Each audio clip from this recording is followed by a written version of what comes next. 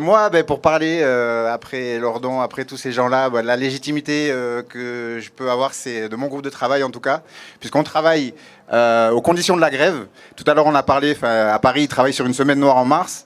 Les gilets jaunes, ça a été massif, ça a été insurrectionnel, ça a été grand, mais ça n'a pas débouché sur... c'est très intelligent qu'ils soient axés sur le blocage économique aussi, comme tout, Bloquons tout, puisque c'était dans le centre-ville, mais ça s'est pas généralisé en grève générale. Et Bloquons tout aussi, tout bloqué, au final, tout bloqué, c'est la grève générale. Et c'est une dimension sur laquelle il faut travailler, et c'est bien que les Parisiens et plein d'assemblées maintenant en France se penchent là-dessus pour créer les conditions de la grève générale, parce que c'est pas quelque chose qui s'appelle.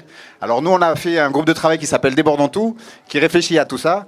On a travaillé sur le constat que je vais pas vous faire parce qu'il est partagé, il a déjà été dit par Lordon, par les Gilets jaunes, par Bloquons tout, etc.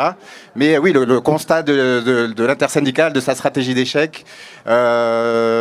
Le constat aussi qu'on se laisse enfermer à chaque fois là-dedans, parce que nous aussi, on ne se sent pas légitime pour appeler à la grève, construire la grève, etc. Parce que nos mouvements, ils sont pleins de précaires, de retraités, on l'a vu, d'étudiants, d'intérimaires, d'intermittents, etc., etc., de RSistes comme moi, de tout ça.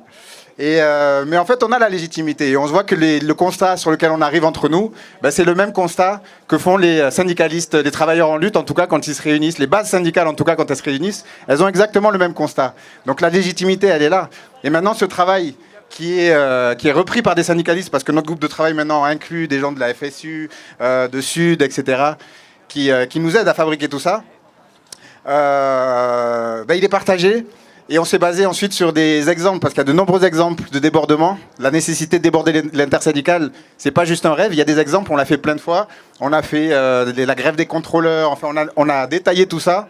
Et à chaque fois, il y a des choses qui reviennent.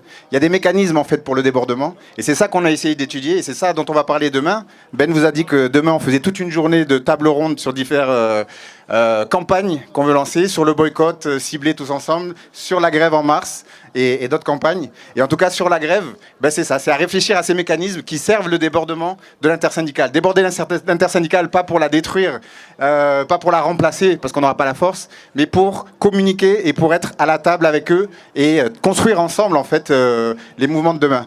Et construire ensemble concrètement, c'est quoi? C'est se pencher aussi sur la technique. Là, il y a Anas Kazik qui va parler tout à l'heure, donc j'ouvre un peu le jeu, mais bloquer, tout bloquer, on n'a pas besoin d'être la France entière non plus. Tout bloquer, par exemple, à Paris, ils ont voulu bloquer les portes de Paris. Les portes de Paris, il y a 30 portes de Paris. Il faut 1000 personnes pour bloquer une porte. Donc ça veut dire 30 000 personnes pour bloquer 30 portes. Fois 4, pour se relier toutes les 4 heures, on arrive à 60 000 personnes pour bloquer 24 heures. On n'a pas besoin d'1 million de personnes. Et on est 1 million de personnes dans les grandes journées de mobilisation. Mais dans ce million, il y en a bien 60 000 qui vont venir bloquer Paris avec nous.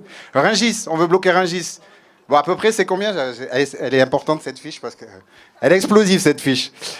Bloquer Rungis, il fait 4,2 km. Ouais, il faut au minimum 10 000 personnes par tranche de 4 heures. Donc, on revient à 60 000 personnes. Pour 24 heures, pour bloquer Rungis. Donc ça s'organise, quoi. Ça se trouve, ces gens-là. Et c'est de ça qu'on va discuter demain. Je vous ai donné quelques exemples, mais voilà. Il y a les dépôts pétroliers, il y en a 120 en France. Voilà, il faut 2000 personnes par dépôt, 240 000 personnes. Comment on organise tout ça? Avec les travailleurs, bien sûr, avec les soutiens. Comment on fait du lien avec les soutiens de l'extérieur pour venir soutenir les piquets de grève et les blocages. Donc voilà, je vous invite tous à venir travailler ça demain, au bar à nous, de 9h à 17h. Pour créer les conditions concrètes de la grève, de la solidarité aussi pour maintenir cette grève. Merci à tous et à demain.